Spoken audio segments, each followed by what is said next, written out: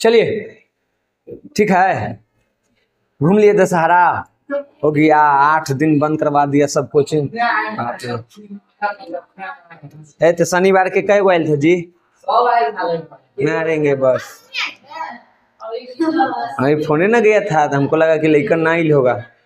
और संडे के तो पते, मंडे के हम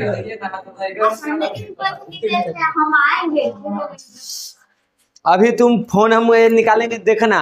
250 अंग्रेजी के क्वेश्चन नोट्स में रखा हुआ है, खाली टाइप करना था। हम कॉल किए कि आएगा 100 तक कि न लेकर ना ले, लेकिन फिर बेकार है। 250 टाइप करना था, दुबई से टेस्ट लेना था, इसीलिए। चलिए वो बात खत्म कीजिए, अब आ जाइए हम लोग यहाँ पे अपने क्लास पे। और आज हम लोग पॉलिटिकल साइंस के कैमा चैप्टर जी? 5वां चैप्टर पढ़ने वाले हैं। ठीक, हाँ 5वां है या कहो कि आखिरी है, इसके बाद आपका यहाँ पे खत्म, स्वाहा। समझ गया? नाम क्या है चैप्टर के? लोकतंत्र की चुनौतियां। लोकतंत्र की उपलब्धियां तो पढ़ लिए, क्या उपलब्धि है? चुनौती पढ़ते हैं। चुनौती हल्का फुल्का पढ़े हुए हो, समझ जाओगे कि क्या चुनौती है। ठीक, आज और कल में ये क्लास खत्म करेंगे और परसों इसका ऑब्जेक्टिव करवा के इसका पूरा काम तमाम खल्ला सबका। ठीक, बाकी जो 3 गो बचा उसको देखेंगे। चलिए आज ये सबसे पहले यहाँ पे सबसे पहले है लोकतंत्र की चुनौतियां में सबसे पहला चीज लोकतंत्र किसे कहते हैं। अगर तुमको एग्जाम में लोकतंत्र की परिभाषा पूछ दे तो यही लिखना है, लोकतंत्र जनता का जनता द्वारा तथा जनता के लिए शासन है। ठीक, बस जनता का जनता के द्वारा जनता के लिए, या जैसे याद रखो जनता का जनता के लिए जनता के द्वारा। तो अभी पढ़ना है, आगे भी पढ़ना है, जब जब लोकतंत्र के पढ़ोगे तब तब इसको पढ़ना है। तो लोकतंत्र की अगर परिभाषा पूछे तो क्या लिखेंगे कि जनता का जनता के लिए जनता के द्वारा शासन को क्या कहते हैं? लोकतांत्रिक शासन व्यवस्था कहते हैं या लोकतंत्र कहते हैं। ये परिभाषा किसने दिया है? तो यहाँ पे हम लिख दिए हैं, किताब में नहीं है लेकिन ऑब्जेक्टिव में पूछता है, अब्राहम लिंकन का है। ठीक, इब्राहिम लिख दिए हैं, अब्राहम होता है, अब्राहम लिंकन का है। ठीक ना? कौन थे? तो अमेरिका के राष्ट्रपति थे, उन्होंने ये परिभाषा दी थी। ठीक, तो 1 नंबर आपको यहाँ पे ऑब्जेक्टिव में पूछे तो 2 नंबर इसी को अगर सब्जेक्टिव में पूछते तब। अब हम लोग बात करें अपने भारतीय संविधान के, तो हमारे संविधान के जो प्रस्तावना है, प्रियम्बल है, उद्देशिका जो है जिसमें लिखा हुआ हम भारत के लोग भारत को, उसमें आपको देखिएगा तो लिखल मिलेगा कि भारत एक लोकतांत्रिक गणराज्य है। ठीक, यानी कि हमारे भारत में भी कैसी शासन व्यवस्था है? लोकतांत्रिक है, यहाँ पे भी लोकतंत्र है। और पिछले चैप्टर में हम बताए हैं कि भारत विश्व का सबसे बड़ा लोकतांत्रिक देश है। अगर ये ऑब्जेक्टिव पूछे तो विश्व का सबसे बड़ा लोकतांत्रिक देश कौन है? तो हमारा भारत है। ठीक, और अभी के टाइम पे बात करो, किताब में तुम्हारा लगभग 71 करोड़ होगा, देख लेना। जो यदि मतदाता के जो बात की गई है वो तुम्हारे वाले में जहां तक हमको है, देखो 71 करोड़ है ना। लेकिन अभी वर्तमान में बात करें, ए लड़का, तो वर्तमान में यहाँ पे तुमको 99 करोड़ या ये कहो कि अब 100 करोड़ के आसपास हमारा मतदान करने वाले लोगों की संख्या हुई है। यानी हमारे देश में कुल मतदाताओं की संख्या 99 करोड़ हो गया। यहाँ तक समझ में आया? सबसे पहले यही के है, लेकिन वो पुराना डेटा है, ये तुमको लगभग 2010-11 के है और अभी चल रहा है 2025, तो हम थोड़ा अपडेट कर दिए। इतना बात समझ में आई? लोकतंत्र जनता का जनता के द्वारा जनता के लिए शासन है, अब्राहम लिंकन ने यह परिभाषा दी है। भारत के संविधान में भी लिखा हुआ है कि भारत एक लोकतांत्रिक देश है। ये हम लोग अगर प्रियम्बल भी पढ़े, उद्देश्य का प्रस्तावना, तो वहां से भी जानकारी मिल जाती है।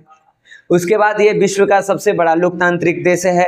यहाँ पे वर्तमान में भी देखें तो लगभग 99 करोड़ मतदाता मौजूद हैं, यानी जिनका नाम निर्वाचन आयोग ने मतदाता सूची में दर्ज किया है, वैसे 99 करोड़ व्यक्ति हैं। यानी अभी भी 140 करोड़ में लगभग 40 करोड़ ऐसे व्यक्ति हैं जिनका मतदाता सूची में नाम नहीं है।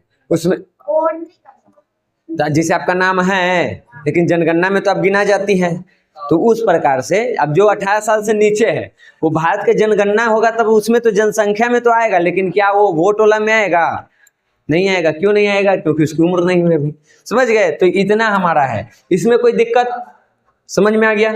आगे देखिए, अब विश्व के अधिकांश देशों में आप देखें तो पिछले चैप्टर में हम लोग पढ़े भी हैं कि लगभग विश्व के 100 देशों में, 100 से भी ऊपर देशों में अभी वर्तमान में लोकतांत्रिक शासन व्यवस्था है, लेकिन अभी भी दुनिया के 1/4 हिस्से में लोकतांत्रिक शासन व्यवस्था नहीं है। बहुत सारे ऐसे देश है जहां पे लोकतंत्र नहीं है। अरे तो बाकी तो छोटा मोटा ना है, ठीक। तो 100 गो है, थोड़ा यहाँ पे 1/4 कहा जा रहा है, तो 1/4 में तुमको आता है मात्र आएगा यहाँ पे 25 गो, ये है 1/4। समझ गया? तो अगर मान लो विश्व में तुमको 200 देश हैं, 200 देश का 1/4 निकालो, वही है। अब चीन, सऊदी अरब, सब जैसा जो देश है वहां पे लोकतंत्र नहीं है। म्यांमार है, लोकतंत्र नहीं है। तो इस तरह के कुछ देश है, जहां तक हमको जानकारी है भूटान में भी अभी राजतंत्र है, लोकतंत्र नहीं है। तो कुछ ऐसे देश हैं जहां पे लोकतंत्र अभी भी नहीं है। ज्यादातर देशों में तो हो गया है, दुनिया के लगभग देशों में लोकतंत्र है, लेकिन सभी देशों में नहीं है। बहुत से देशों में अभी भी पुराना शासन व्यवस्था है। किंग जोंग के देखो अभी तानाशाही चल रहा है। तो ऐसे कई सारे एग्जाम्पल आपको मिल जाएंगे। हम लोग अपने पड़ोसी देश की बात करें नेपाल के, तो यहाँ पे देखो पहले राजतंत्र था, फिर लोकतंत्र आया, फिर राजतंत्र आ गया, राजा को मार दिया गया और ज्ञानेंद्र बना था ना राजा, तो राजा बना, संसद सब भंग कर दिया, खत्म। और फिर वहां के लोगों ने आंदोलन करके फिर से वहां पे लोकतंत्र स्थापित करने का प्रयास किया और किया भी 2008 में, ठीक। तो ये चीज किया गया था, लेकिन इसमें क्या हो गया, हम बताए थे कि यहाँ पे सप्तदलीय गठबंधन हुआ था, 7 दल मिल करके गठबंधन किया था। अब उसमें यहाँ पे क्या था कि जो आगे तुमको इनाम मिलेगा प्रचंड, जो लिखा हुआ है पूरा नाम है पुष्पदहल प्रचंड, एक व्यक्ति का नाम है नेपाल में, ठीक, जो सरकार में आया था। अब ये है, अब प्लस में वहां पे जो माओवादी नेता हैं, यानी एक पार्टी के नेता, ये सभी लोग गठबंधन करेंगे। इसको सीधे ऐसे समझो, नेपाल में राजतंत्र था, राजा वहां पे पहले राजतंत्र, फिर वहां पे लोकतंत्र, फिर राजा वहां पे हत्या हुआ, काम खत्म, फिर से राजा आया, राजतंत्र आया, और फिर से वहां पे लोकतंत्र स्थापित करना था। तो सप्तदलीय गठबंधन हुआ, 7 गो दल मिल के कहा कि अब अकेले राजा को हम लोग नहीं हरा सकते हैं, तो हम लोग को क्या करना होगा, सबको एक होना होगा और ये दल मिल करके एक साथ हम राजा के खिलाफ आंदोलन करेंगे और उसको सत्ता से हटाएंगे। और वो काम किया, 7 दल मिला, आंदोलन किया और राजा को मजबूर भी किया, राजा मानने के लिए तैयार हो गया, फिर से वहां पे लोकतंत्र की स्थापना की गई, सरकार भी बन गई। अब कहानी देखो क्या हुआ, मिला 7 दल। अब ये 7 दल चाह रहा है कि मेरे अनुसार काम हो, ठीक। पहला दल के लोग चाह रहे हैं कि हम जो करें वो होना चाहिए, दूसरा दल चाह रहा है कि हम जो करें वो होना चाहिए, तीसरा हम करें वो हो। इस तरह से इन लोगों के विचार आपस में टकराने लगे। जैसे यहाँ भी तो समझो, मान लो कोचिंग में 4 टीचर है, चारों मालिक बन जाए, कोई एक ना रहते ही नहीं चल पाएगा। वो कहेगा कि, क्योंकि देखो इसमें होता क्या है, कोई भी व्यक्ति अपने नजरिए से गलत नहीं सोचता है, उसको लगता है ये चीज करेंगे तो बेहतर होगा, अब भले दूसरे के लिए वो खराब लगे। हम कुछ यहाँ के लिए सोचेंगे कि ये चीज बढ़िया है, हम बढ़िया सोच के ना करेंगे भाई, हम इतना पैसा क्यों लगाए डुबाने के लिए। हम कुछ भी सोचेंगे तो मेरे दिमाग से, मेरे नजरिए से देखो तो अच्छा है, लेकिन हो सकता है बाकी 3 टीचर को अच्छा न लगे। अब वो मेरी बातें नहीं मानेंगे तो हम उसके विरुद्ध में हो जाएंगे। वैसे ही बाकी 3 टीचर रहेंगे तो हम कहेंगे उस दिन मेरा बात नहीं माना था, रुको आज हम इसका बात नहीं मानते हैं, भले अच्छा रहे। क्या हो सकता है उसके नजरिए में अच्छा हो, मेरे नजरिए में वो अच्छा न हो। तो कोई भी व्यक्ति जो बोलता है वो बुरा नहीं होता है, बस वो दृष्टिकोण का अंतर है, नजरिए का अंतर है, सब अपने नजरिए से सही बोल रहा है। अब यहाँ पे 7 गो दल, 7 दल अपनी अपनी इच्छा लादने का प्रयास करने लगा कि हम जो करें वो होना चाहिए, वो चाह रहा है कि हम जो करें वो होना चाहिए। और इस चक्कर में वहां पे के लोकतंत्र आ गया खतरे में। जब दल भी एक दूसरे के विरुद्ध हो जाए तो फिर शासन व्यवस्था चलेगा कैसे। तो वहां पे दिया गया था कि ये जो है ये फंस गया कहाँ, लोकतंत्र सफलता और असफलता के बीच। कभी लग रहा था कि खत्म, दल टूटा, लोकतंत्र खत्म, या कि बहुमत खत्म नियम के अनुसार। और कभी लग रहा था कि साथे चलेगा तो चल सकता है।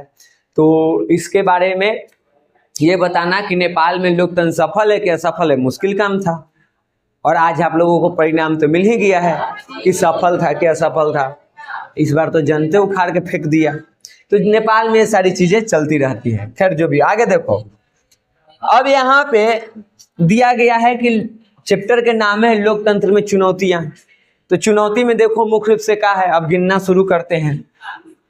स्थानीय सरकार को अधिक अधिकार देकर के उसको और थोड़ा मजबूत बनाना, ये लोकतंत्र की चुनौती है। चुनौती गिनते जाओ, एगो दूगो नहीं है, कई सारे हैं, और सब लिखा हुआ नहीं है, कुछ किताब में है या कुछ नहीं है। तो ये एक चुनौती हो गया। संघ की सभी इकाइयों के लिए संघ के सिद्धांतों को व्यवहारिक स्तर पर लागू करना, ये भी एक चुनौती है। इकाई, ये कहो कि इकाई में यानी कि राज्य में और केंद्र सरकार में समन्वय रहे, एक दूसरे से तालमेल रहे, यह स्थापित करना भी लोकतंत्र की एक चुनौती है।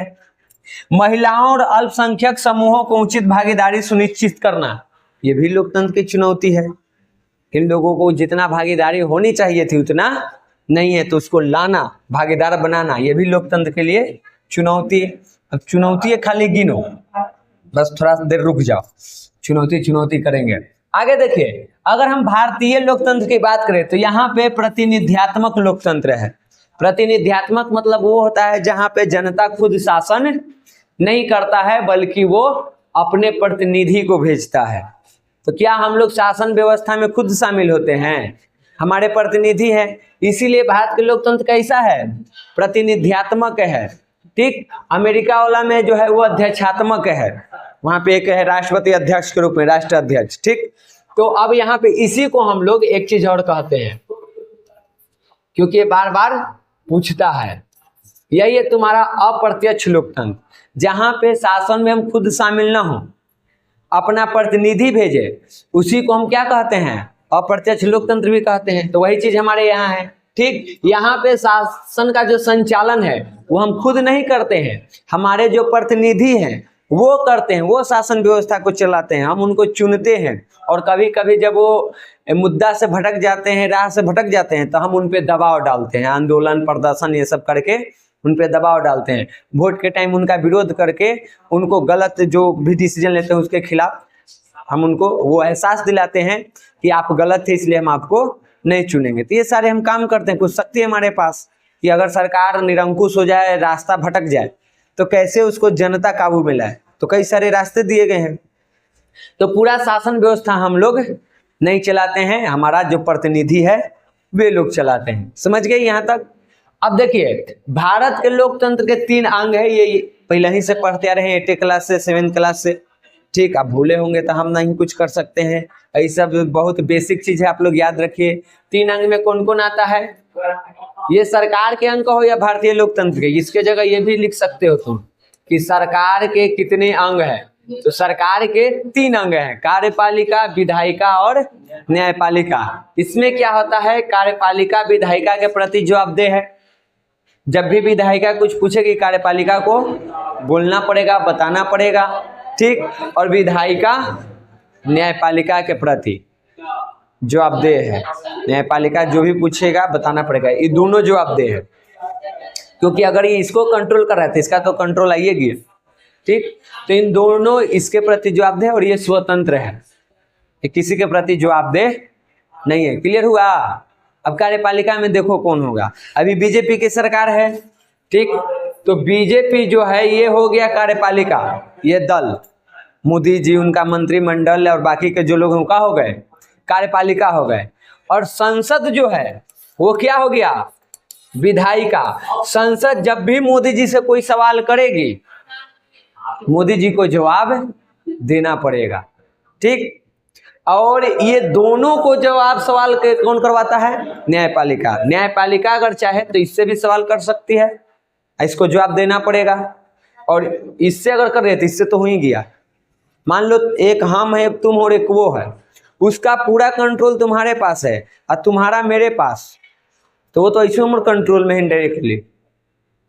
उसको कुछ करना होगा, थोड़ा से पूछेगी, तू हमारे से पूछेगी, हम कहेंगे ना, ऊपर हो गया ना, हम कह दिए हाँ ऊपर हो गया। हम इंडायरेक्टली वो मेरे कंट्रोल में है, और इसके साथ डायरेक्ट इनडायरेक्ट दोनों है। न्यायपालिका इसके ऊपर भी नजर रखती है और इसके ऊपर भी, समझ गए? तो ये दोनों इसके प्रति जवाबदेह है और ये स्वतंत्र है, ये किसी के प्रति जवाबदेह नहीं है। और इसको मिलेगा मुख्य रूप से तुमको पढ़ने के लिए न्यायपालिका को अब आगे की क्लास में।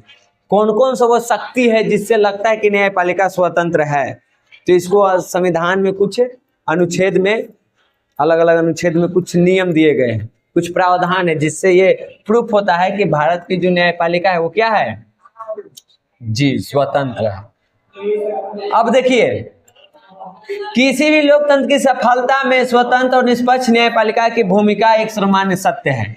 अगर लोकतंत्र को सफल बनाना है तो उसके लिए ये जरूरी है कि आप न्यायपालिका को स्वतंत्र रखिए। इसीलिए हमारे देश में भी न्यायपालिका को स्वतंत्र रखा गया है। ब्रिटेन में भी कहा जाता है और अमेरिका में भी, वहाँ के न्यायपालिका स्वतंत्र है।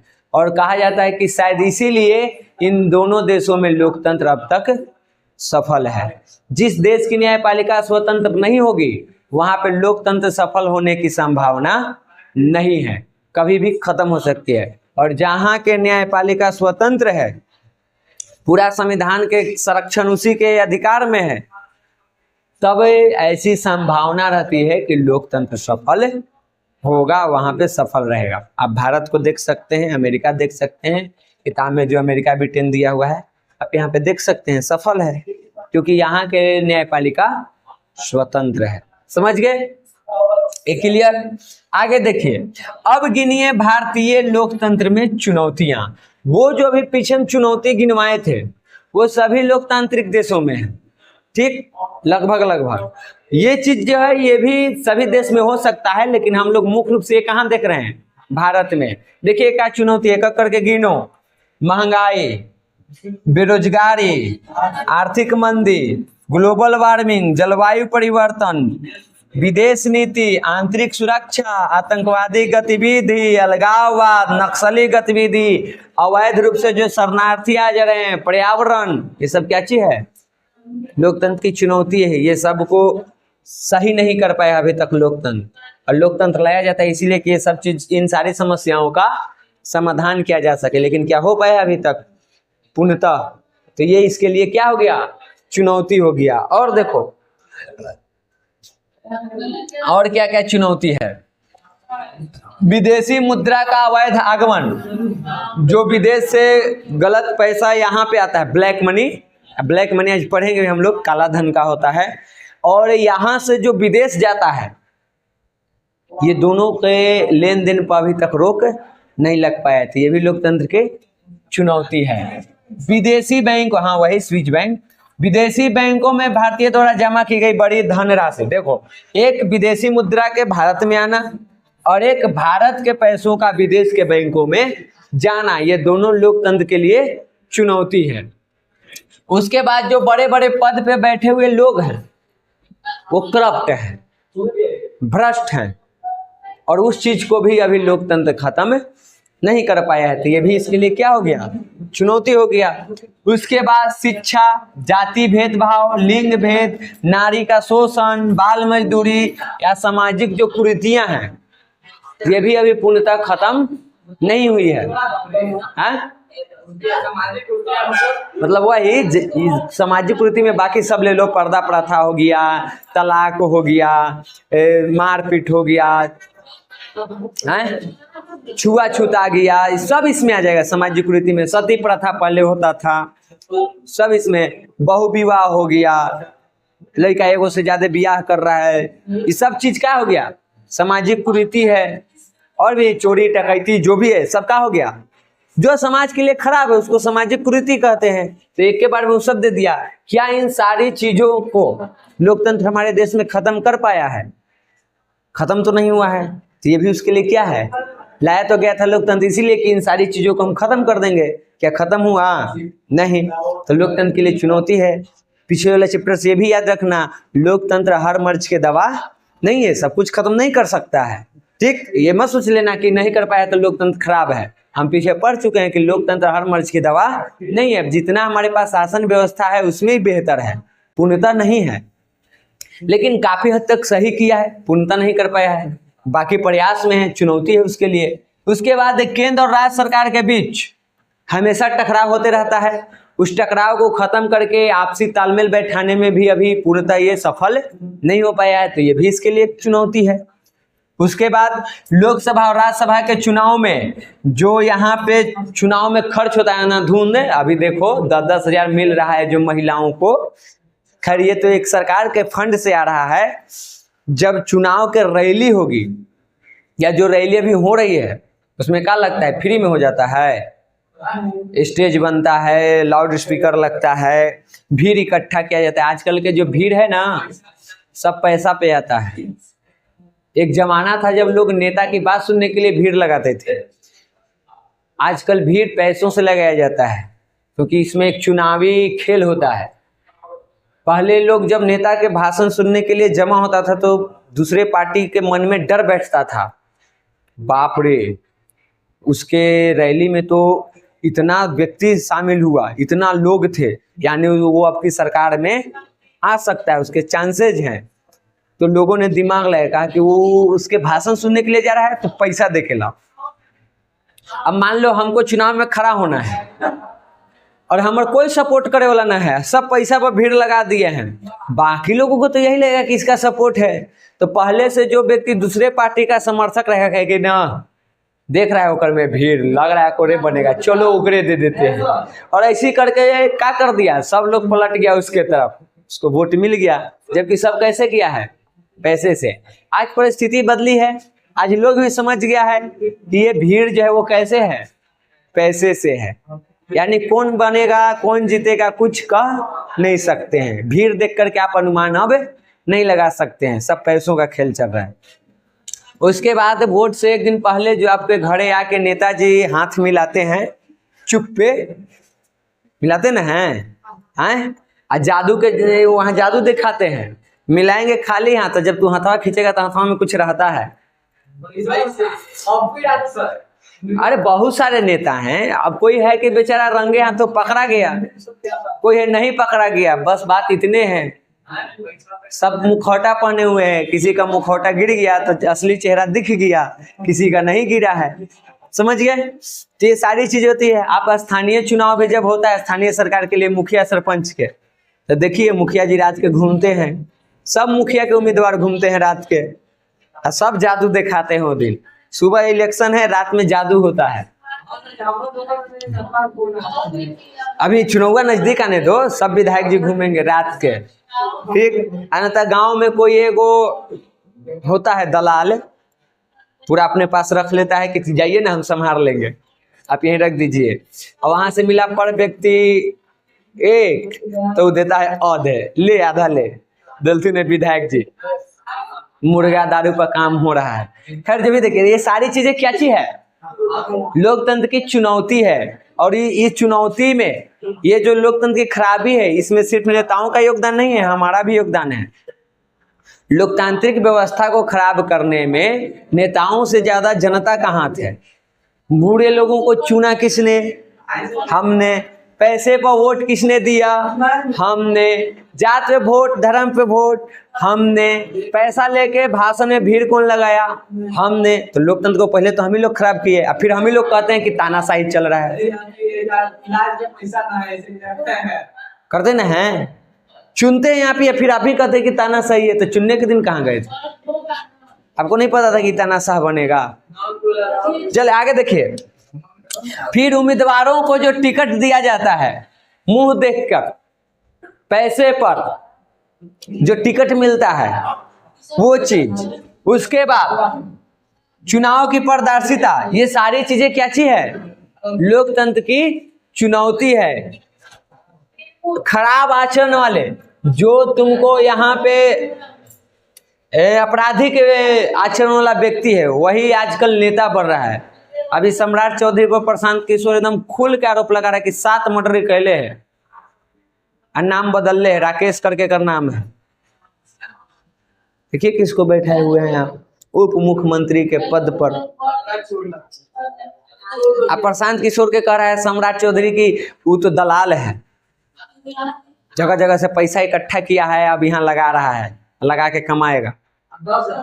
तो प्रशांत किशोर कहा कि समाज को एक दलाल मंजूर हो सकता है, एक बिजनेसमैन हो सकता है, लेकिन एक हत्यारा नहीं हो सकता। एक दूसरे का पोल खुल रहा है, देखिए। खैर वो तो चलो प्रशांत किशोर वाला समझ में भी आता है कि हर कोई अपना कमाए लगे कुछ न कुछ करता है, अपन किया। बाकी शासन के में आने के बाद क्या करेगा पता नहीं। आप एक हत्यारे को तो बैठाए हुए हैं, 7 को मर्डर किए हुए हैं, बचाने वाला कौन? लालू यादव। बचावे वाला कौन? जब मर्डर किया था तो उसको बचाने वाला कौन? लालू यादव। देखिए, तो इस तरह की चीजें चल रही है। उसके बाद यहाँ पे वंश, जाति, क्षेत्रीय पार्टियां, गठबंधन की राजनीति, आपराधिक पृष्ठभूमि के उम्मीदवारों को चुनाव में लाना, काला धन, ये सब के सब क्या चीज है? लोकतंत्र की चुनौतियां हैं। यही सब चुनौती आपको लिखना है, समझ गए? है ना? तो इसमें से क्या करना है, कुछ के पॉइंट बना देना, दीर्घ में आ जाए तो 3-4 को क्या उसके बारे में कुछ लिख देना, या वंश जाति आ जाए। अब इसमें लिखना है तो पीछे ना पड़े हैं कि आज भी देखते हैं कि राजनीतिक दल में वंशवाद है और समाज में जाति के नाम पर वोट, चुनाव, ये सब आज भी चल रहे हैं। जातिवाद आज भी है और ये लोकतंत्र के लिए चुनौती हो गया। एक पॉइंट काला धन के बारे में लिखना है तो लीजिए। आज भी विदेशी मुद्रा भारत में, भारतीय मुद्रा विदेश में, भारतीय नेता जमा कर रहे हैं, तो वो काला धन देश के लिए चुनौती है। वो देश के पैसा अगर देश में रहता तो देश का विकास होता, लेकिन लोग अपना 7 खानदान का पैसा जमा कर रहा है विदेश में। तो ये सब क्या चीज है? चुनौती है। तो इसमें से अगर कुछ बनाने के लिए आ जाए तो आप वैसे बना सकते हैं, 4 पॉइंट करके उसके बारे में कुछ लिख के 4 को 5 को उसे लिख दिए, आना तो ऐसे हम कैसे ही पॉइंट बना दिए हैं, तो ऐसे करके एक पॉइंट बना के आप लिख दीजिए, दोनों सही है। उसके बाद देखिए काला धन, मोदी चाचा कहे थे कि ले आएंगे, अब पता ना कहाँ अटक गया, जहाजवे खराब हो गया बीच समुद्र। देखिए काला धन होता क्या है? काला धन किसको कहते हैं पहले समझो, होता क्या है? काला धन वह धन है जो गैर कानूनी तरीके से अर्जित किया जाता है। आप गलत तरीके से जो पैसा कमाते हैं वही एक काला धन, ठीक, जिसका कोई रिकॉर्ड नहीं होता है। हम जो पैसा कमाए अगर उसका रिकॉर्ड नहीं है तो मेरा क्या है? मान लो यहाँ कोचिंग चल रहा है तुमको, हमारे मान लो हर महीने में 10 लाख 20 लाख की इनकम है, लेकिन हम रिकॉर्ड नहीं रख रहे हैं। हम रिकॉर्ड में दिखा रहे हैं कि 50,000 1 लाख की इनकम में होता है, 9 लाख घपेल गए। ये क्या है? मेरा 9 लाख काला धन, समझ गई? हाँ, तो वही पर टैक्स चुकाने के डर से तो नहीं बताता है, टैक्स देना पड़ जाएगा, और वही होता है काला धन। वो धन जो आप कमाएं और उसका उल्लेख नहीं है, उसका कोई रिकॉर्ड नहीं है, तो वो हो गया आपका काला धन, ठीक। या दूसरा चीज हो सकता है जिसे हम अभी बताएं कि हम घोषणा कर दे, जैसे मान लो हम कमा रहे हैं 10 लाख हर महीने और हम सरकार को बता रहे हैं कि नहीं हम 1 लाख पर महीने कमाते हैं, तो यहाँ पे 9 लाख जो है ये मेरा क्या हो गया? काला धन हो गया, ठीक। अगर मान लो हम 10 लाख कमाते हैं, 10 लाख का उल्लेख नहीं है, कोई रिकॉर्ड नहीं है, तो वो भी काला धन है। अगर 10 लाख में हम 5 लाख के कहते हैं, 5 लाख छिपा लेते तो वो भी क्या हो गया? या 9 लाख हम कहते हैं 1 लाख छुपा लिए तो 1 लाख का हो गया? काला धन हो गया। जिसका रिकॉर्ड नहीं है वही हो गया तुमको ब्लैक मनी, काला धन, समझ गई? क्लियर हुआ? ठीक, तो यही है तुमको काला धन। अब काला धन के 2 स्रोत हैं। काला धन 2 तरीके से जमा किया जाता है। पहला होता है गलत तरीके से, गलत तरीके जैसे रिश्वत लिए, इसका कोई रिकॉर्ड नहीं होता है, बिना रिकॉर्ड वाला। काला बाजारी करके गलत तरीके से, जैसे मान लो देश में है कि कछुआ नहीं बेचना है, कछुआ बेच रहे हैं, शराब नहीं बेचना है, आप शराब बेच रहे थे, सब क्या चीज है? काला बाजारी है। इससे जो पैसा है वो काला धन कहलाता है। चंदन की लकड़ी, अब जो भी चीजें हैं, जो भी तस्करी करते हैं या जुआ खेलते हैं, कमीशन लेते हैं, ये सभी धन किसमें आता है? काला धन में। मान लो हम किसी को खेत बेचवाए, उसमें 1 करोड़ हमको कमीशन मिला, उसका कोई रिकॉर्ड नहीं है। मेरे पास 1 करोड़ आ गया, कहाँ से है भाई? बेचने वाले के पास तो है कि हम जमीन बेचे हैं, खरीदने वाला भी बताएगा कि हम कहाँ से पैसा ला के जमीन खरीदे हैं, वो दोनों के मैटर अलग हो गया। कमीशन वाला क्या कहेगा? कोई रिकॉर्ड नहीं है, उसका कोई रिकॉर्ड ना होता है। बेचने वाला के तो रिकॉर्ड आ गया कि जमीन बेचा, इसलिए इसको 1 करोड़ मिला, या 10 करोड़ 20 करोड़ जो भी मिला उसका रिकॉर्ड चला गया, जो खरीदने वाला है वो व्यक्ति तो बता ही देगा कि हम इतना पैसा कहाँ से ला रहे हैं। बिजनेसमैन खरीदेगा तो वो अपना तो बता ही देगा कि हमारी बिजनेस यहाँ से हमको इतना प्रॉफिट हुआ, हम उसमें से ले रहे हैं। लेकिन कमीशन के कौन रिकॉर्ड है? कोई रिकॉर्ड नहीं, वो तो दोनों के बीच में से मिलता है। ठीक, तो इस तरह के जो चीजें ये सब क्या कहलाता है? काला धन। अगर यही कमीशन या जो भी चीज है अगर इसको रिकॉर्ड में डाल दिया जाए, हम 1 करोड़ कमीशन कमाए, सरकार को हम बता दें कि हम 1 करोड़ कमीशन के रूप में कमाए, उसका रिकॉर्ड बन जाए, फिर वो काला धन नहीं है, क्योंकि 1 करोड़ के हम टैक्स भर देंगे सरकार को। जैसे हम टैक्स भर दे वो मेरा व्हाइट मनी हो गया। ठीक, और नहीं भरे तो वो क्या हो गया? समझ गए? दूसरा तरीका है वैधानिक तरीके से। एक तो गलत तरीके से कमाया, दूसरा है सही तरीके से। जैसे हम पैसा तो कमा रहे हैं, यहाँ कोचिंग खोले हुए हैं, हम 10 करोड़ 10 लाख कमा रहे हैं। सरकार को भी पता है कि कोचिंग चला रहा है, कमा रहा है, लेकिन हम कमा रहे हैं 10 लाख गिनवा रहे हैं हम 5 लाख, तो 5 लाख क्या कर गए? काला धन। तो ये वैधानिक तरीके से ब्लैक मनी जमा करना, यानी रिकॉर्ड तो दे रहे हैं हम लेकिन आधा अधूरा। सरकार के नजर में हम रिकॉर्ड हम अपन बनाए हुए हैं लेकिन आधे के, और आधा हम दाब के रख लिए, तो वो भी काला धन होता है। देखिए इसमें कहा होता है वैधानिक तरीके से धन तो कमाया जाता है, परंतु धन कमाने वाला व्यक्ति धन पर टैक्स ना देकर उसे छुपा लेता है। 1 करोड़ कमाए तो करें कि ना 10 लाख तो कमाए, 90 लाख छुपा लिए ताकि टैक्स ना देना पड़े। समझ गए? जैसे ये सब करता कौन है? तो व्यापारी करेगा, जो बड़ा बड़ा होटल ये सब चलाता है 5 स्टार वाला। और देखो डॉक्टर हो गया, इंजीनियर हो गया, फिल्म बनाने वाला हो गया, या बाकी के जो भी है, हम कोचिंग चला रहे हैं, हम भी हो सकते हैं कि कोई कोचिंग चला रहे हैं, पैसा कमा रहे हैं, सरकार को पूरा रिकॉर्ड नहीं दे रहे हैं कि हमको टैक्स ना भरना पड़े, तो ये क्या हो जाएगा? मेरा जो इकट्ठा करेंगे बिना टैक्स वाला पैसा क्या होगा? सिंपल एक शब्द में, लड़का सब बतिया में लगल है, एक शब्द में बस एक ही बात याद रखो, अगर तुम टैक्स भर रहे हो वो तुम्हारा व्हाइट मनी है, अगर तुम टैक्स नहीं भरे हो तो वो तुम्हारा ब्लैक मनी है। तो तू कहेगा कि हम तो कमाते नहीं भरते हैं, तो उसमें एक सीमा रखी गई है कि कम से कम इतना कमा रहा है तो टैक्स भरना पड़ेगा।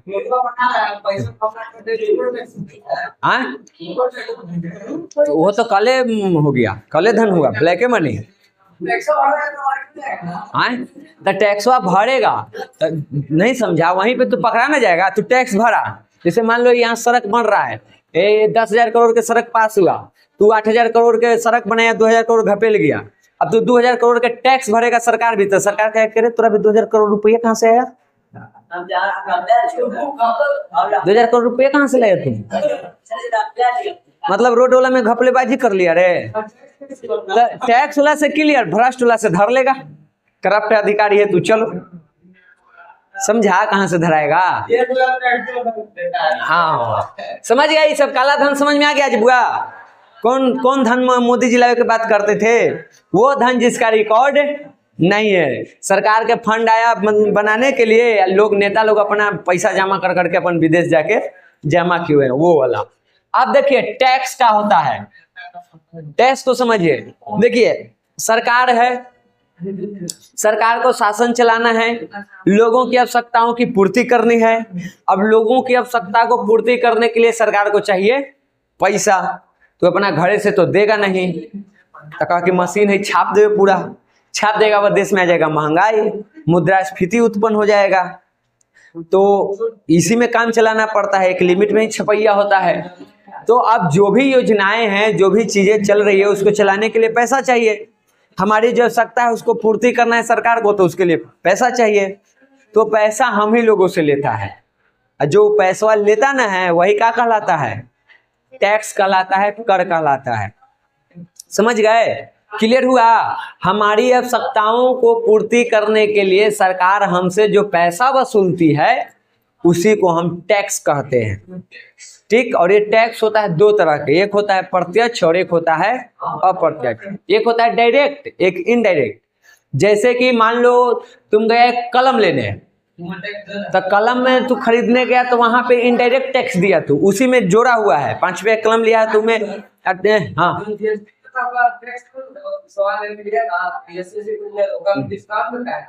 क्या कहा है?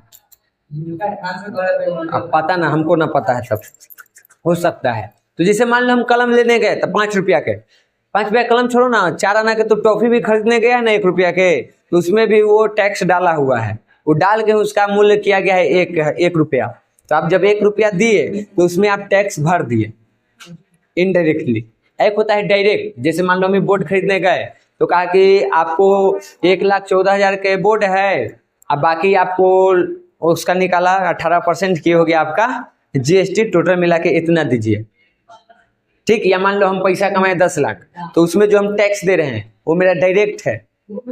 अब वस्तु खरीद रहे हैं तो उसमें जोड़ा हुआ है पहले से ही, इनडायरेक्ट है। कलम लेने जाते हैं तो थोड़े कहता है कि आपको इतना पैसा हम ले रहे हैं जीएसटी, उसी में जुड़ा हुआ, तो वो इनडायरेक्ट हो गया। क्लियर चीज है। सरकार लोगों की जरूरतों की पूर्ति करने के लिए लोगों से जो धन वसूल करते हैं उसे हम क्या कहते हैं? टैक्स। टैक्स कितने प्रकार के होते हैं? 2 प्रकार के। एक है प्रत्यक्ष कर।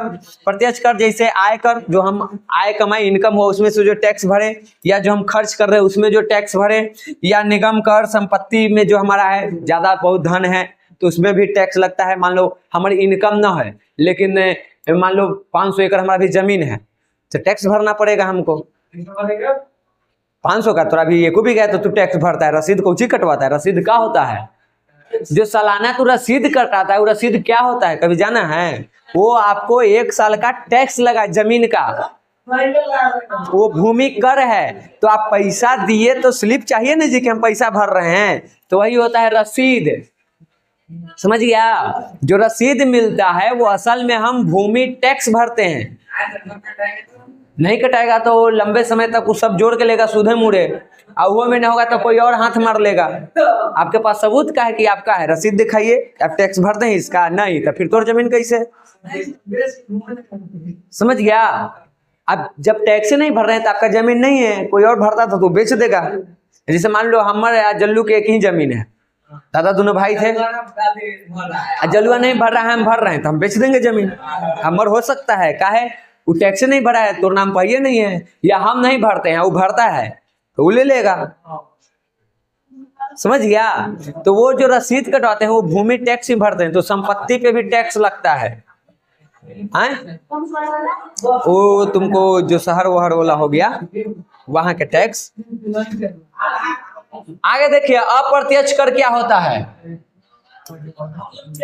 अप्रत्यक्ष कर जैसे मान लो कोई सामान के खरीद बिक्री हो रहा है तो उसमें हम लोग अलग से टैक्स नहीं देते, उसी में सामान में ही जुड़ा रहता है। आप कोई भी सामान खरीदिए, हम ये घड़ी लिए हो, या हाथ की एक कारा खरीदे हो, या ये माइक लिए हो, ट्राइपॉड हो, या वो बोर्ड हो, या ऊपर के आपका लाइट हो, या पंखा हो, टीवी हो, जो भी है, इधर जो मशीन रखा हुआ है, इन सब पे पहले से ही जीएसटी जोड़ दिया गया है, यानी टैक्स जोड़ दिया गया है। नहीं, किराया में नहीं है, नहीं, इसमें टैक्स थोड़े भरते हैं, या भी कुछ में नहीं है। हाँ, अगर यही मकान मालिक के किराया से 10 लाख 20 लाख पर मंथ यहाँ पे इनकम होने लगे तो उनको टैक्स भरना पड़ेगा। आय से वो हो जाएगा आय कर, जो मेरा इनकम हुआ उसमें से हम टैक्स भर रहे हैं। समझ गया? मकान मालिक का वो आय कर हो जाएगा। क्लियर? तो ये समझ में आया? हाँ हाँ जी, आपका हर डेटा उसके पास है, आप कितना कमाते हैं उसमें भरना नहीं दीजिएगा तो काला धन। जिस दिन पकड़े जाइएगा सब जब्त हो जाएगा आपका। मान लो जैसे कि तू पैसा नहीं जमा किया, टैक्स, सोना उना ये सब खरीद के तू रख दिया, ठीक, किसी के नाम पर जाली नाम से खरीदा रख लिया, ठीक बात है। जिस दिन पकड़े जाओगे सब सरकार जब्त कर लेगी, एक एक। आप रेड फिल्म नहीं देखे हैं? आप तो देखिए रेड और रेड 2, उसमें यही होता है। काले धन पर तो छापामारी कहाँ होता है? इनकम टैक्स कहाँ छापामारी करेगा? व्हाइट मनी पर है, वो काला धन पर मारता है, ब्लैक मनी को मारता है। हम यहाँ 10 लाख कमा रहे हैं, 10 लाख के हम टैक्स भर रहे हैं तो कभी भी हमको इनकम टैक्स नहीं टोकेगा। लेकिन हम कमा रहे हैं 1 करोड़, भर रहे हैं 10 लाख के, जैसे उसको भनक लगी इस बात की वो छापा मार देगा, और जितना पैसा रहेगा जमा कर लो सब जब्त करके लेके चला जाएगा। अब गलत तरीके से जमा किए हैं। समझ गई? तो क्लियर हो गया बुआ? अप्रत्यक्ष कर का होता है ठीक, ये सब जो लगता है ना शुल्क तुमको, यही है तुमको अप्रत्यक्ष कर, पहले से ही जोड़ा हुआ रहता है। क्लियर? आगे देखिए बुआ, अब एक होता है तुमको टैक्स और एक होता है फी, ये दोनों में अंतर है। यहाँ पे आप जो भर रहे हैं वो फी है, तो फी और ए लड़का तनी ज्यादा ना बात कर रहा है, फी और टैक्स में देखो क्या अंतर होता है।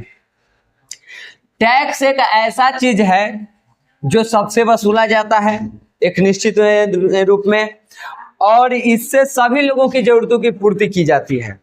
मान लो हम कमा रहे हैं 10,000, तो हमसे टैक्स नहीं लगेगा, डायरेक्ट वाला टैक्स नहीं लगेगा, आयकर हमसे नहीं लगेगा। यहाँ हम भर दे रहे हैं, जैसे कोई सामान खरीदे तो वहां पे तो हम भर दिए, तो वो अप्रत्यक्ष कर भरता है, समझ गया? और उससे ऊपर जो कमाएगा वो प्रत्यक्ष कर भरेगा।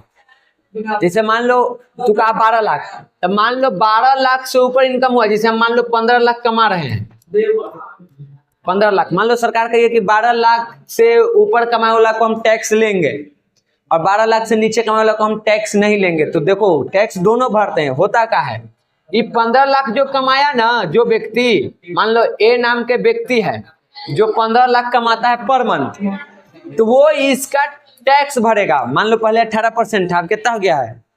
अभी तो लगता है कि उतने है, घटा बढ़ा के कुछ सामान को 5% हुआ है, अब जो भी पहल के लेके चलो 18%, तो इसका 18% वो क्या करेगा, टैक्स भरेगा हर महीने या साल में भरेगा, सब जोड़ के। वो होगा इसका आयकर, जो इनकम हुआ उसमें ये टैक्स भरा, आयकर। और ये आयकर किस में आता है? प्रत्यक्ष कर में। यानी ये क्या हो गया तुमको? प्रत्यक्ष कर। अब कोई एक व्यक्ति है जो बी नाम के व्यक्ति है, जो महीने का 15,000 ही कमाता है, तब इससे ये वाला टैक्स नहीं लिया जाएगा। लेकिन ये जब वस्तु खरीदने जाएगा कोई भी, तो वहां पे टैक्स जोड़ा हुआ है, तो वहां पे ये अप्रत्यक्ष टैक्स देगा। आए, जहां तक हमको जानकारी है इसको भी देना होगा।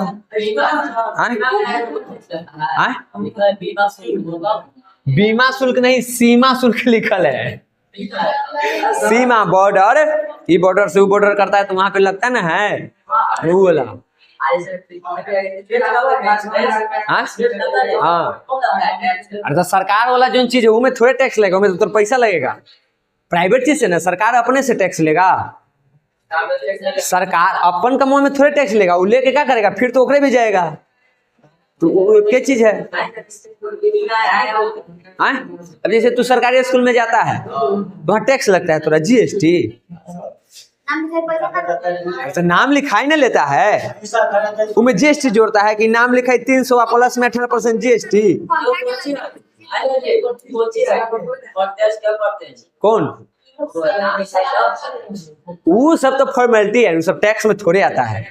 यहाँ व्यवस्था चलाना है स्कूल में तो कुछ तो चाहिए। आपको जाइएगा एग्जाम देवे तो आपको कॉपी किताब सब चाहिए, तो रजिस्ट्रेशन ये सब करवाते हैं। तो वो बताओ 300 कितना लगा है, वो रजिस्ट्रेशन करने में कितना लगा है? 1300 में पूरा साल भर के टेस्ट, प्लस में जो फॉर्म भरा वो, प्लस में आप वहां पे बोर्ड पर देने जाइएगा वो सब देता है, कॉपी उपी चेक करके रिजल्ट तक। क्या 1300 में मुमकिन चीज है? एक प्राइवेट संस्था 1300 में कर पाएगी?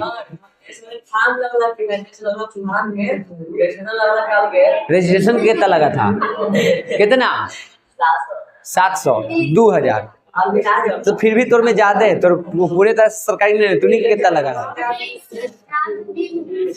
देखो ये सब के कम लगा है, तो पूर्णतः सरकारी ना है, कॉन्ट्रैक्ट पर है।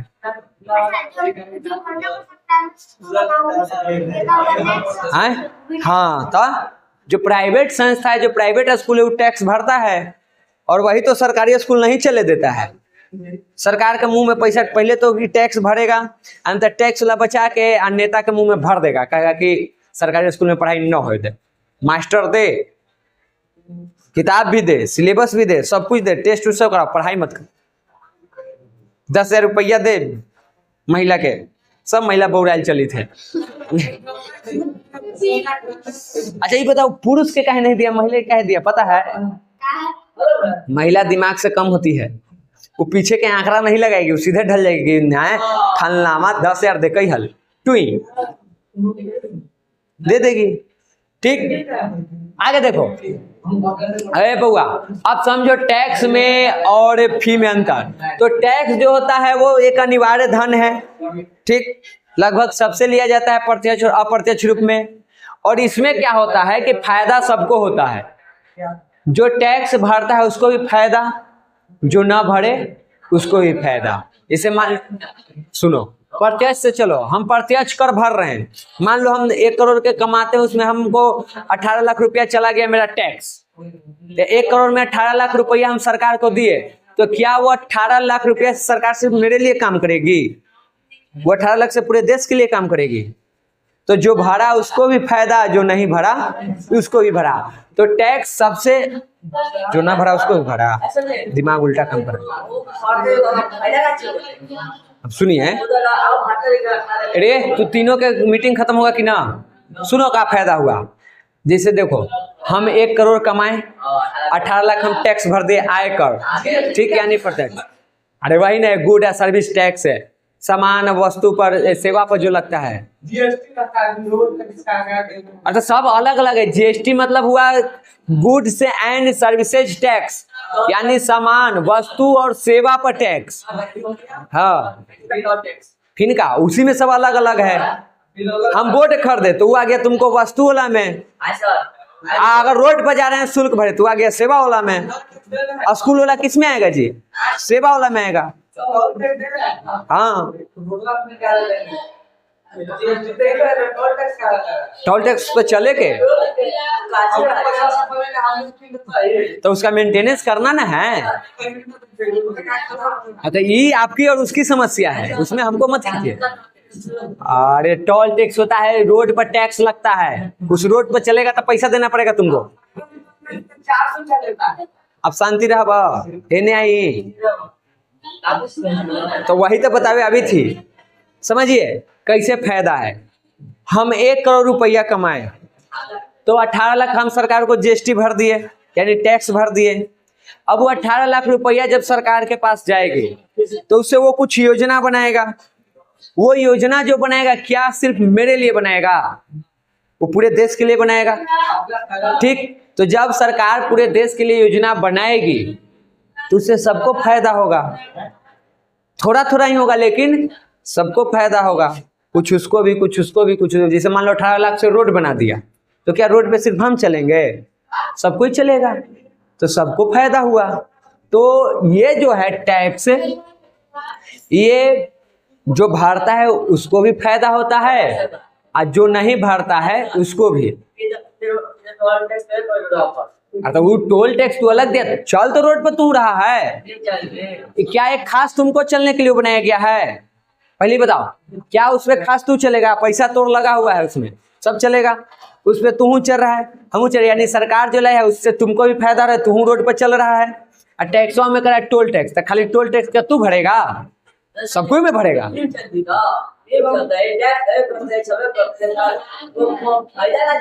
अच्छा ये बताओ, यहाँ तू पढ़े आ रहा है, तू पैसा दे रहा है तो तुमको कोई फायदा नहीं है ना? कहा कि कोई फायदा नहीं है, पैसा तो हम देते ही, तो हमारा फायदा कौन चीज है? अब समझ में आया ना? यार बिल्कुल उसी रोड है, तू ही पैसा देकर रोड बने है लेकिन फायदा तुम्ही को ना हो रहा है, सहूलियत मिल रहा है। ठीक, दूसरा चीज देखिए, तो इसमें जो टैक्स देता है उसको भी फायदा होता है, जो नहीं देता है उन सभी लोगों को फायदा होता है। फी में देखो क्या होता है, फी कोई एक व्यक्ति देता है, इसमें फायदा सिर्फ उसी व्यक्ति को होता है। समझ गए?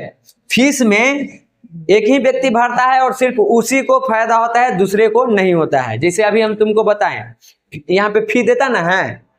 अब तुम्हारा एक भाई भी है, तो यहाँ पे पढ़ के गया तो क्या वो तुम्हारे भाई को फायदा कर रहा है? सिर्फ तुमको कर रहा है, क्योंकि यहाँ पे जो योजना बनाया गया है सिर्फ तुम्हारे लिए, सिर्फ तुम्हारे लिए। तुम फीस दोगे, हम तुमको सेवा देंगे, तो इसमें एक व्यक्ति को फायदा होता है। तो टैक्स में और फी में इतने के अंतर है। टैक्स में देने वाले को भी फायदा होता है और जो नहीं देता है उसको भी फायदा होता है। फी में जो देता है सिर्फ उसको फायदा होता है, जो नहीं देता उसको कोई फायदा नहीं, उसको एंट्री बंद रहता है। समझ गए? यहाँ तक ही क्लियर? आगे देखिए, एक होता है कैश मेमो। कैश मेमो मतलब रसीद की बात हो रही है। हम बाजार में जाते हैं, कोई भी सामान खरीदते हैं, तो सामान खरीदने के बाद जो दुकानदार है वो हमको एक रसीद देता है, वही कहलाता है कैश मेमो। अब जब 1 रुपया के टॉफी खरीदे तो कोई रसीद मिलता है। अब जैसे हमें बोर्ड खरीदे गए, इसका रसीद है। इन्वर्टर प्रिंटर लिए, इसका रसीद है। पंखा खरीदे हैं, रसीद है। मोबाइल खरीदते हो, रसीद मिलता है ना जी। इसके अलावा आप बैंक में पैसा जमा करने गए, रसीद मिलता है। अब डॉक्टर से मिलने गए, रसीद मिलता है। तो जो भी वस्तु या सेवा हम खरीदते हैं, तो खरीदने के बाद वहां पे जो उसके द्वारा रसीद दिया जाता है, उसी को हम लोग कैश मेमो कहते हैं। यहाँ कोई डाउट? तो बताओ, 1 रुपया के सामान पर 2 रुपया के तोरा रसीद चाहिए। अब बताओ, यहाँ पे तू पढ़ रहा है, तू पैसा जमा करता है, तुमको रसीद दिए हमें, यहाँ पे चल कर रहा है सेवा। यहाँ पे वस्तु नहीं खरीद रहा है, क्या खरीदने है तू? सेवा। तो हम सेवा दिए, तू पैसा दिया, तो हम रसीद दिए ना?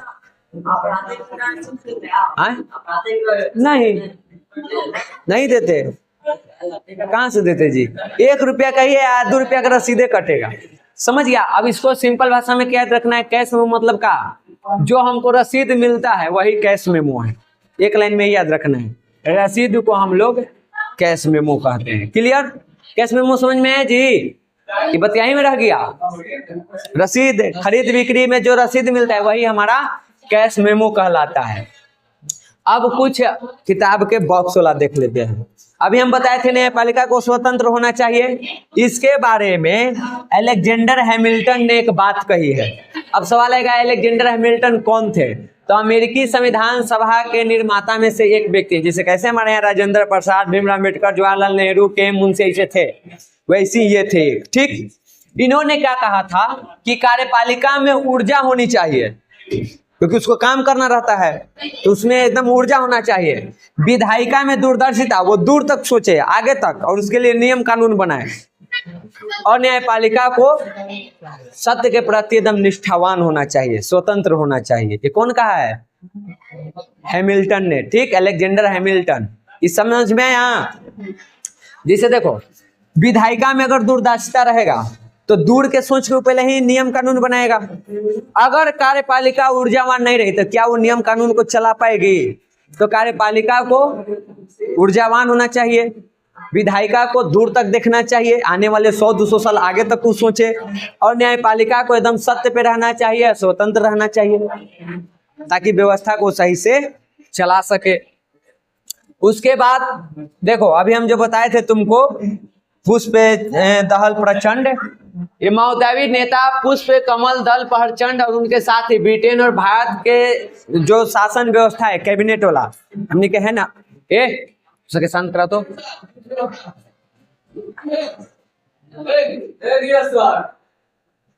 देखो यहाँ पे, तो यहाँ पे ये चाहते थे ये पुष्प दहल प्रचंड कि भारत में जैसे है, ब्रिटेन में जैसे कैबिनेट व्यवस्था है, कैबिनेट में समझते हो, प्रधानमंत्री होता है और उसका एक मंत्री परिषद होता है, मंत्रिमंडल। हाँ, गृह मंत्री, शिक्षा मंत्री, विदेश मंत्री, परिवहन मंत्री, ऐसे करके उसका एक पूरा समूह होता है, उसी को हम क्या कहते हैं? कैबिनेट। तो पुष्प दहल प्रचंड के मानना था कि हम अपने देश में भी यही नियम लाएं, कैबिनेट बनाएं, लेकिन वहां की जो परिस्थिति है उसके अनुसार वो लागू करना सही नहीं है। वहां पे वो लागू नहीं हो सकता है। सब देश के अपना अपना ऐतिहासिक कुछ पृष्ठभूमि है, उसके अनुसार ही व्यवस्था काम करती है, तो वहां पे ये चीज संभव नहीं है, लेकिन उनका मन था। ठीक, ब्रिटेन, कनाडा, ऑस्ट्रेलिया, न्यूजीलैंड जैसे देशों में राष्ट्राध्यक्ष रबर स्टाम्प की तरह है। जो ब्रिटेन है, कनाडा, ऑस्ट्रेलिया, ये सब जो देश है, वहां के जो राष्ट्राध्यक्ष यानी जो हेड है, यानी कि ये कहो कि जो राजा है, महारानी है, या जो सरकार में हेड है, वो रबर स्टाम्प की तरह है। अब बता रहे हैं, नीचे देखो रबर स्टाम्प पे लिखल है। ठीक, रबर स्टाम्प की तरह है। रबर स्टाम्प मतलब होता है ना, है सीधा एक सवाल है, रबर स्टाम्प एक व्यवस्था है। रबर स्टाम्प मतलब नहीं समझता है? कभी कहीं बैंक उंक में गया है, ऐसे करके जो मोहर मारा जाता है, बस वही वाला। हाँ, तो ब्रिटेन की जो महारानी है वो रबर स्टाम्प की तरह है, या महाराजा। प्रधानमंत्री जो कहेगा उसको करते जाना है, इसलिए उसको रबर स्टाम्प कहा गया है। कि बस मोहर मराने भरे हैं। अगर आप अब भारत के राष्ट्रपति को देखेंगे तो मिलता जुलता है लेकिन पूर्णता नहीं है, इसलिए भारत को जो राष्ट्रपति है भारत का, उसको रबर स्टैंप नहीं कहा जाता है। शासन में हेड हमारा तो वही है राष्ट्रपति, और उसका पूरा काम कौन करता है? प्रधानमंत्री। लेकिन हमारे देश में राष्ट्रपति को रबर स्टैंप नहीं कहा जाता है क्योंकि कुछ उसके पावर हैं, उसके पास वीटो पावर है, किसी भी कानूनी सब पर पुनर्विचार करने का अधिकार है। तो कई सारे उसके पास अधिकार है जिसके वजह से वो रबर स्टैंप नहीं बन पाता है। वो अपने शक्ति का प्रयोग कर सकता है और अपना प्रभाव जमा सकता है। समझ गए? तो रबर स्टैंप मतलब समझ में आया? बस एक चीज, जब देश का हेड, जो देश के अध्यक्ष है, सरकार के जो हेड है, वो अपना फैसला अपने नहीं ले पाता है, किसी दूसरे के कहने पे करता है, तो उसी को हम क्या कहते हैं? Rubber stamp. देखो, रबर स्टैंप सरकार वह होती है जो नाम मात्र की सरकार होती है, असली शक्ति किसी और के हाथों में होती है। यह सरकार केवल औपचारिक रूप से फैसलों पर मोहर लगाने का काम करती है, जैसे कि रबर स्टैंप करता है, उसी प्रकार से। इसीलिए इसको क्या कहते हैं? Rubber stamp. बस कह दिया, आप ठोकिए, आपका कोई अधिकार नहीं, खाली नाम है आपका। अरे इसका मतलब है बिल्कुल ऐसे घर में बुढ़ौती में जब पापा के हाल ना हो जाए, बेटा जे कहल तो चाहे कि फलने मालिक हत, लेकिन रहे बेटा मालिक रहे, बेटा जे कदलो मानो नाम होगा खाली, तो तब पापा बुढ़ौती में रबर स्टैंप हो जाते हैं। समझ गए? आगे देखिए, एक और चीज था कि उत्तरी आयरलैंड, पीछे हम बताते हैं कि उत्तरी आयरलैंड में कैथोलिक और प्रोटेस्टेंट लेकर के वहां पे लड़ाई चलते रहता था। ठीक, 1998 में वहां पे एक व्यक्ति आया जिसका नाम है टोनी ब्लेयर। वो वहां के प्रधानमंत्री बना ब्रिटेन के, और प्रधानमंत्री बन के सबके साथ गठबंधन किया, समझौता किया। जो समझौता किया था उसका नाम क्या था? Good Friday.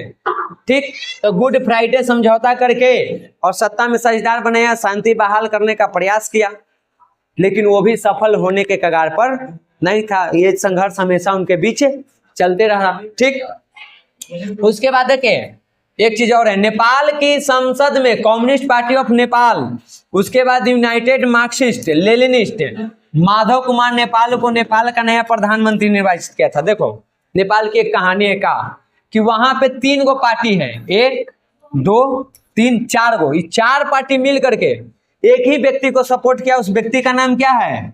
माधव कुमार नेपाल, और इसको नेपाल के प्रधानमंत्री बनाया। यहाँ पे टोटल जो है 24 गो दल था, 24 में से 21 दल माधव कुमार नेपाल के सपोर्ट में आया और इसको प्रधानमंत्री के पद दिलवाया था। समझ गए?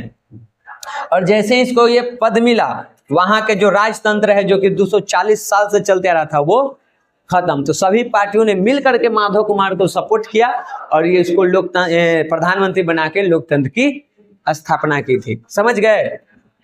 एक ऐसी जानकारी है खाली। अब थोड़ा सा ये देख लीजिए, हमने के 15वीं लोकसभा के चुनाव 2009 में हुआ। 2009 के जब चुनाव हुआ तो टोटल 543 सीटों पे चुनाव हुआ था। इस 543 सीटों में जो यूपीए है, यूपीए मतलब समझो कांग्रेस, सीधे सीधे। ठीक, तो कांग्रेस को गठबंधन करके यहाँ कितना मिला? 265 सीट। सत्ता में आने के लिए कितना चाहिए? घट रहा है अभी। ठीक, 265 मिला। वो में बात करो तो ये 265 में जो कांग्रेस पार्टी को मिला था वो 202 को था। सब मिला के ना 265 था। कांग्रेस पार्टी वाला कितना हो रहा था? 202। तो अब यहाँ पे टोटल ऐसे अकेले आ रहा है 202। यूपीए के बात करो पूरा के जोड़ के तो हो रहा है 265। चाहिए कितना?